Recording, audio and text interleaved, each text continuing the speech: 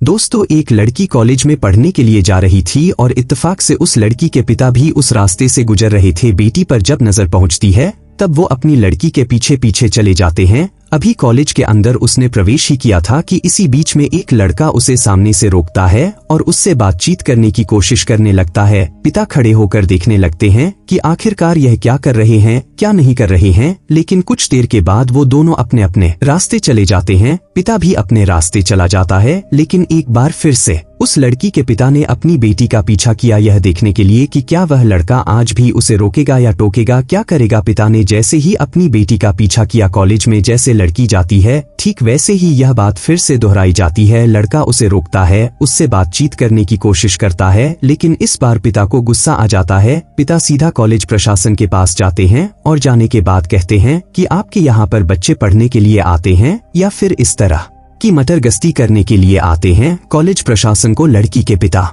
की यह बात बहुत ज्यादा खराब लगती है और यहीं से एक ऐसी भयानक कत्ल की रूपरेखा तैयार होती है जिसकी किसी ने कल्पना नहीं की थी। दोस्तों, आज की इस कहानी में न केवल सगे बनाए हुए रिश्ते तार तार हो जाते हैं, बल्कि इस घटना की जब गूंज, इस घटना का खुलासा जब लोगों तक पहुंचता है तो लोगों को यकीन नहीं हो रहा था कि कत्ल की ये छोटी सी वजह दो कत्ल की इबारत लिख देगी। नमस्कार दोस्तों, आज की जो सच्ची घटना मैं आपको सुनाने जा रहा हूं, यह सच्ची घटना है हरियाणा प्रदेश का एक जिला है सिरसा, और सिरसा जिले का एक थाना लगता है डबवाली। दरअसल डबवाली थाना क्षेत्र का एक गाँव लगता है गिंदर खेड़ा। बात कर रहा हूँ 25 सितंबर 2024 की सुबह लगभग 4 बजे के आसपास का वाकया रहा होगा। दो सगे भाइयों के मकान मिलते जुलते होते हैं। एक छोटा भाई का जो मकान होता है उसका बेटा जो इकलौता बेटा होता है जिसका नाम हरपाल सिंह होता है, उम्र लगभग 18 साल के आसपास होती है, वो मौका पाता है। मौका पाने के बाद दीवार कूदकर सीधा ताऊ जी के घर में जाता है और ताऊ जी के घर में जाने के बाद धीरे से ताऊ जी को उठाता है। ताऊ जी से कहता है कि हमारे घर में बदमाश आ गए हैं, 2 बदमाश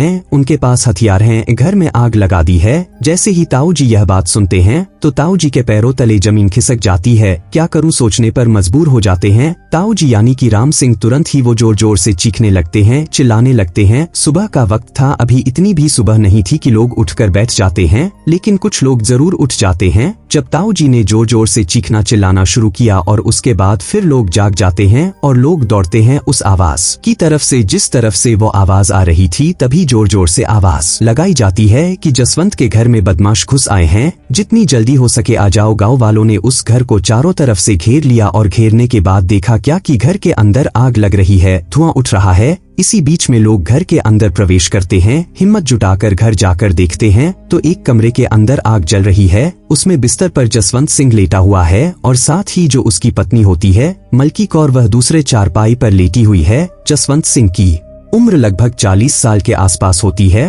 और 35 साल की उसकी पत्नी होती है। जिस बिस्तर पर वो लेटे हुए थे उसी बिस्तर पर बहुत तेजी के साथ आग लग रही थी। लोगों ने कड़ी मशक्कत के बाद आखिरकार उस आग पर काबू पाया, आग को बुझाया, लेकिन तब तक बहुत देर हो चुकी थी। लगभग दोनों जो पति पत्नी होते हैं 90% से ज्यादा जल चुके थे। इसी बीच में पुलिस को सूचना दी जाती है। जैसे पुलिस को सूचना दी जाती है, पुलिस ने इस मामले को बहुत गंभीरता से लिया। एसपी दीप्ति गर्ग, साथ ही थाना प्रभारी ब्रह्मा प्रकाश और एएसआई सीआईए के प्रभारी होते हैं राजपाल, वो सूचना पाकर मौके पर पहुंच जाते हैं। यहाँ आने के बाद अब मामले की जांच पड़ताल करने की कोशिश की जा रही थी। गांव वालों को तसल्ली दी जाती है कि इस घटनाक्रम का जल्द से जल्द खुलासा कर दिया जाएगा। दरअसल एक ही घर के अंदर 2 लोगों की हत्या हो जाती है। हत्या के बाद ही इस कांड को अंजाम दिया जाता है। उनके शरीर में आग लगा दी जाती है। पुलिस ने जब घर के अंदर कमरों को तलाशना शुरू किया तो घर का सारा सामान तितर बितर पड़ा हुआ था, इधर उधर फैला पड़ा हुआ था। तब घर के लोगों से पूछा जाता है कि इस घर में, इस परिवार में कितने सदस्य रहते हैं।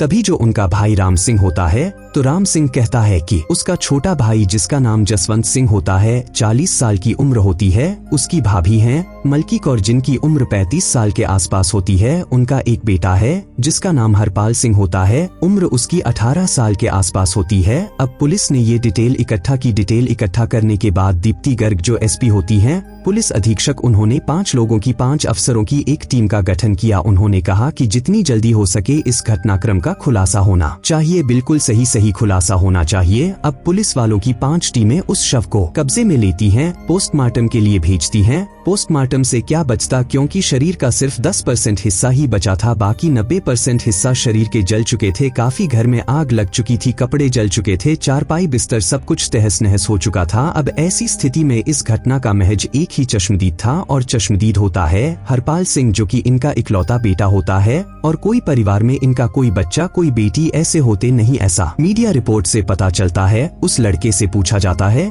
कि क्या है, तुमने क्या देखा? वो कहता है कि मैंने देखा कि 2 बंदूकधारी हैं और 2 बंदूकधारी उसके घर में घुसे हुए हैं। वो क्या कर रहे थे? जैसे ही उसकी आंख खुलती है तुरंत वो ताऊ जी के घर में पहुंच जाता है। उसे सिर्फ इतना देखा कि घर में आग लगी हुई है, 2 बंदूकधारी हैं। जैसे ही उससे यह बात पूछी जाती है, उसने कहा कि घर में कितना सामान रखा होगा, क्या क्या गया होगा, क्योंकि सामान जब तीतर बितर पड़ा हुआ था, फैला पड़ा था, तो ऐसा लग रहा था जैसे लूट के बाद इस घटना को अंजाम दिया गया है। घर के अंदर जो भी सामान रखा हुआ था, जैसे सोना चांदी, इसके जेवरात हो, नकदी, वह दूसरे कमरे में थे और बिल्कुल सुरक्षित थे, यानी कि उनको फेंका जरूर गया था, लेकिन बदमाश उन्हें अपने साथ लेकर नहीं गए। पुलिस को यही बात अखर जाती है कि इतना सारा सामान फैलाया गया है, सब कुछ, लेकिन यह अपनी जगह पर पड़े हुए हैं, पैसे भी पड़े हुए हैं, जेवरात भी पड़े हुए हैं, कुछ तो जरूर दाल में काला है। साथ ही पुलिस ने उस मामले की वीडियोग्राफी कराई थी, और जैसे शरीर जो जले हुए थे, 10% जो बचे हुए थे, जिस अवस्था में वो पड़े हुए थे, यानी कि कोई भी व्यक्ति की जब हत्या की जाएगी तो विरोध करेगा, चीखेगा,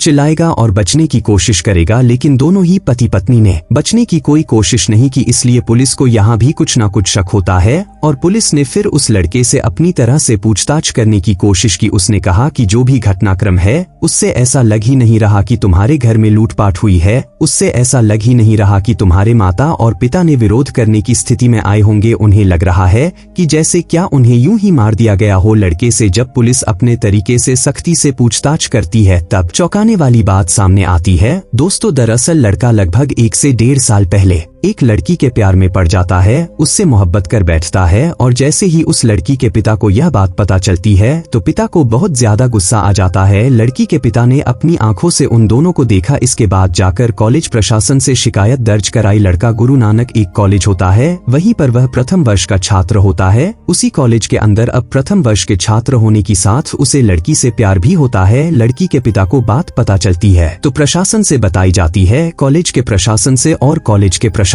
सीधा इस लड़के के पिता यानी कि हरपाल के पिता जसवंत सिंह को बुलाते हैं और कहते हैं कि तुम्हारा बेटा यहाँ पर पढ़ने के लिए आता है, इस तरह से कॉलेज का माहौल खराब करने के लिए आता है। जैसे ही पिता को यह बात पता चलती है, पिता आग बबूला हो जाता है, गुस्से में आ जाता है। अपने घर जाने के बाद सबसे पहले बेटे का मोबाइल छीन लेता है। मोबाइल छीनने के बाद कहता है कि तुम्हें पढ़ाई करनी तो पढ़ाई करो, तुम अब मोबाइल का इस्तेमाल बिल्कुल नहीं करोगे। अब चाहे घर में कुछ भी बात हो रही है, बाप अपने बेटे को हर बात पर किसी न किसी बात पर छींटा कसी कर रहा था, ताने कस रहा था कि तुम पढ़ नहीं रहे हो, हमारी बदनामी कर रहे हो। जब भी मौका मिलता था, अब वो घर में कुछ भी काम कर रहा है। लगभग 1.5 से 2 महीने तक यही सिलसिला लगातार चलता चला जाता है। लड़का छोटी छोटी बातों पर डांट खाता था। अब चाहे खाने की बात हो, पहनने की बात हो, चलने की बात हो, उठने की बात हो, जो भी बात होती है, पिता उसे हर बात पर डांटता था। इकलौता था, क्या करते, उसे सुधारने की कोशिश कर रहे थे। लड़का अंदर से इतना ज्यादा गुस्से में आ जाता है, सोच लेता है कि अब मैं अपने पिता और माँ को हमेशा हमेशा के लिए शांत कर दूंगा। वो ऑनलाइन एक गोलियों का कुछ गोली जो नशे की गोलियां होती हैं, उसका ऑर्डर देता है। ऑर्डर देने के बाद वो गोलियां आ जाती हैं। 24 सितंबर 2024 को यह कत्ल की पूरी प्लानिंग करता है। रात में जब खाना खाया गया था, कहता है कि माताजी, पिताजी, क्या आप लस्सी पियोगे? वो कहते हैं हाँ कि लस्सी पियेंगे। लस्सी बनाई जाती है और लस्सी में नींद की गोलियां मिला दी जाती हैं।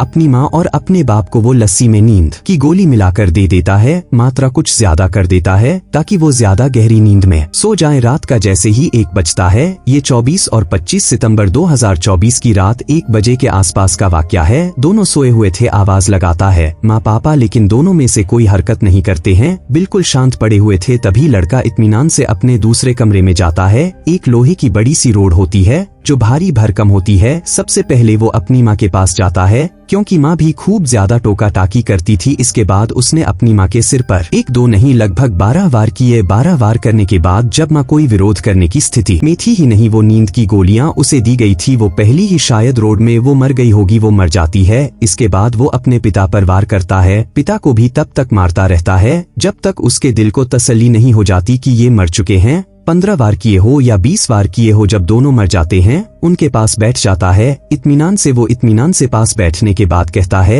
कि आप जितना चीख सकते हो चीखो, चिल्लाओ, तुम्हारी रोज रोज की ये चिक चिक बाजी से मैं बिल्कुल पूरी तरह से तंग आ चुका हूँ। अब देखना चाहता हूँ कि तुम कितनी बात करोगे, कितना चीखोगे, कितना चिल्लाओ। वो तो मर चुके थे, शायद अब बोलने की स्थिति में थे ही नहीं। तब उस लड़के ने अपने घर के जितने भी कपड़े थे उन कपड़ों को इकट्ठा करता है। इकट्ठा करने के बाद उनकी डेड बॉडी के ऊपर डाल देता है। दोनों के अलग अलग उनके बिस्तर पर कपड़े डालकर कुछ कपड़े नीचे डाल देता है और उन कपड़ों में आग लगा देता है। जैसे जैसे कपड़े जल रहे थे वैसे वैसे वो भी जलने शुरू हो जाते हैं। लगभग आधा पौन घंटे तक जब वो कपड़े बहुत तेजी के साथ धू धू कर जलने लगते हैं और लाश जो रखी हुई थी वो चिताएं बन जाती हैं, वो भी जलने लगती हैं। तब उसने सोचा कि अब मैं शायद जाकर शोर मचाऊंगा, कुछ आगे की प्लानिंग करूंगा, किसी को पता नहीं चल पाएगा। इधर आग लग रही है, उधर वो कमरे में जाता है, सारा सामान फैलाता है, लेकिन उसने ना जेवरात को हाथ लगाया, उसने ना नकदी को हाथ लगाया। उसको उसने उठाकर या छुपाकर कहीं रखा ही नहीं, उसने बस इसको इधर उधर फेंका। जबकि जब लुटेरे आते हैं, चोर आते हैं तो चोरी करते हैं, सामान लेके चले जाते हैं, लूट करके चले जाते हैं। लेकिन यहाँ कुछ लूट हुई नहीं थी। पुलिस को यहीं से शक हो जाता है। वो पास में धीरे से जाता है, दीवार कूदता है, ताऊजी को बताता है, कहता है कि घर में चोर आ गए हैं, बदमाश आ गए हैं और उन्होंने घर में आग लगा दी है। ताऊजी पब्लिक को इकट्ठा करते हैं। पुलिस आती है और मामले का खुलासा करती है। यही लड़का जो बीए प्रथम वर्ष का छात्र होता है, जिस लड़के को पूरी ईमानदारी पूरी शिद्दत से उसकी हर एक छोटी से छोटी बातों का ख्याल रखा गया था, उसकी हर बात का ख्याल रखते हुए उसको अच्छे से अच्छा इंसान बनाने की कोशिश कर रहे थे ताकि वह अपने सपने पूरे कर सके, वह भविष्य में आगे बढ़ सके। लेकिन वही लड़का अपने माँ बाप का कातिल हो सकता है, कातिल बन सकता है, उनका कत्ल कर सकता है। किसी ने सोचा नहीं था। जब इस घटना की खबर अखबारों में प्रकाशित होती है तो आसपास के जितने भी इलाके होते हैं, जिले के जिले होते हैं, वहाँ पर चर्चा शुरू हो जाती है। इकलौता बेटा, सगा बेटा ऐसा कैसे कर सकता है। जिस दिन यह घटना होती है यह सुबह में होती है। उसी दिन घटना उत्तर प्रदेश के जिला बुलंदशहर में होती है।